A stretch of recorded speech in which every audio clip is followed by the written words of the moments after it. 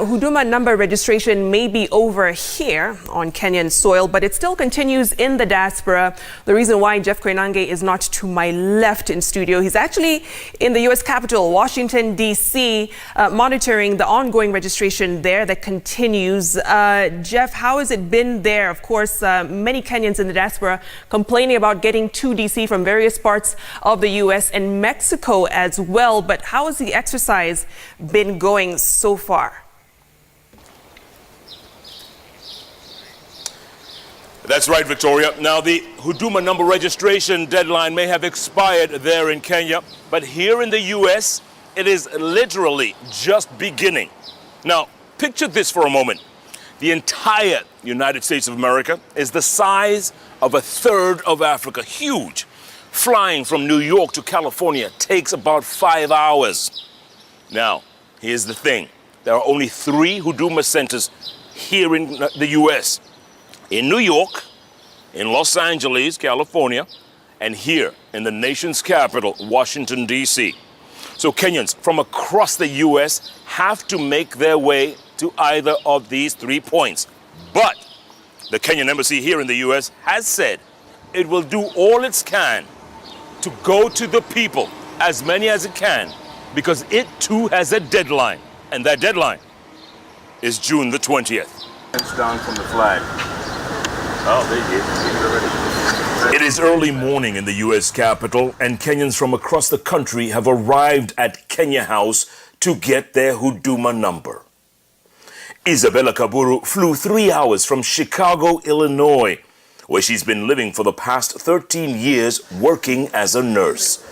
She heard about the registration process through the embassy's website and decided to take her chances and avoid the crowds. Surprisingly, very efficient. I went online, made a profile, filled out my information. They sent me an email, and then I brought that email here, as well as my documents, and it didn't take more than half an hour. It is the same for local DC resident Kenneth Kibe Wainaina, who recently moved here to work for the World Bank. He's in and out of the Huduma Center in no time. I'm always online, on Twitter, Facebook, and chatting up with my buddies. So that's how I got to know about the Huduma number. How long was it? Despite limited equipment and staff, there are only about half a dozen of the specialized tablets and an equal number of trained embassy staff here. The registration process is fairly smooth and seemingly effortless, thanks to an efficient embassy team led by Deputy Ambassador David Gasheru. So, brother, everything okay? Everything's okay. You good? We are catching up okay? Catching up. Wi-Fi is good, right? Good. Perfect. Perfect. Yeah. Good. We can meet the deadline if people cooperate, and also we are trying to, there's an update coming up on diaspora website where they can actually schedule their time. So it hasn't updated yet, but right now we have a domain that's specific for diaspora. And that domain, people go in and log in, and they can schedule their appointment. Because right now, everybody's working. And that's kind of create a bottleneck, especially in the morning. Yeah. A lot of people coming for the visas. But we're hoping that in a week's time, I think I'm told, that it will be up, the calendar will be up online. So when you register, you also schedule your time. So at any particular time, we know how many people are coming.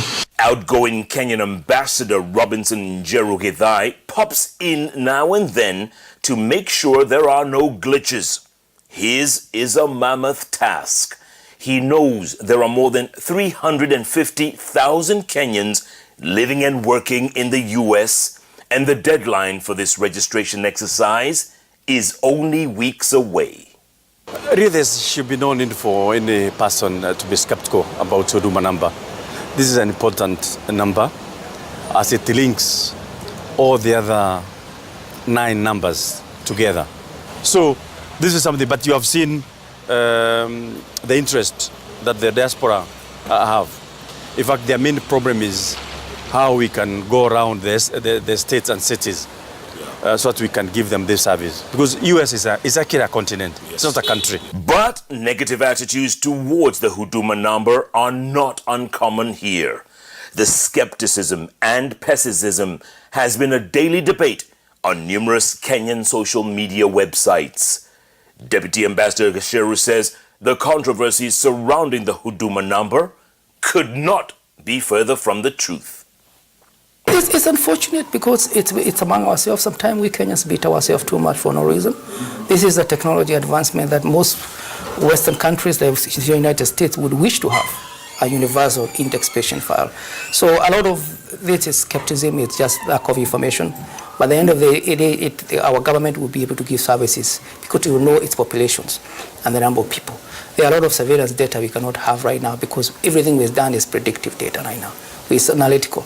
But with the universal data, we'll be able to do proper statistical data. Yeah. Now, here in the U.S., they have something that's closest to a Huduma number. They call it a social security number. Every child who is born in this country is assigned that number, and they'll keep that number till the day they die. It's not about names, it's not about religion, it's not about ethnicity. It is that number that determines their entire life. So Huduma number, well, hopefully people will get on it and it should work. Jeff Koinange, Citizen Television in Washington, D.C.